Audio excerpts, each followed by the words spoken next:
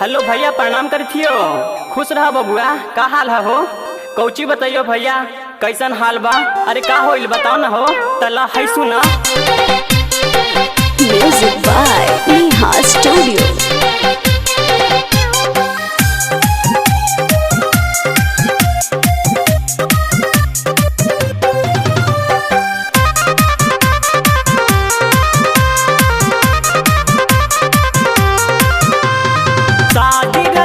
भैया गैला तू बाहर में, गैला तू बाहर में हो, गैला तू बाहर में। यार के बोलाई भौजी रखेली हो घर में, रखेली हो घर में हो, रखेली हो घर में। शादी रचाई भैया गैला तू बाहर में, यार के बोलाई भौजी रखेली हो घर में। यार संगे मजा हम लेता देखनी, सुन भैया हो भौजी के देता देखनी, चुमा भैया हो भौजी के देता देखनी।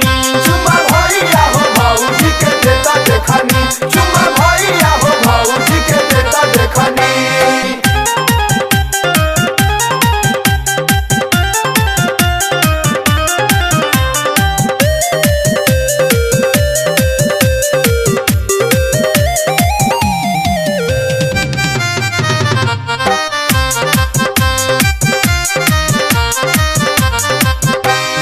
लगता कि कई दी है इज्जत के कचरा, इज्जत के कचरा हो, इज्जत के कचरा। घूमली हटाई के माथा पर से अचरा। माथा पर से अचरा हो, माथा पर से अचरा। लगता कि कई दी है इज्जत के कचरा, घूमली हटाई के माथा पर से अचरा। कई बेर के ले जात खेत देखनी, सुन भैया हो भौजी के देता देखनी, चुमा भैया हो भौजी के देता देखनी। चुमा भैया हो भौजी के देता देखनी, चुमा भैया हो भौजी के देता देखनी।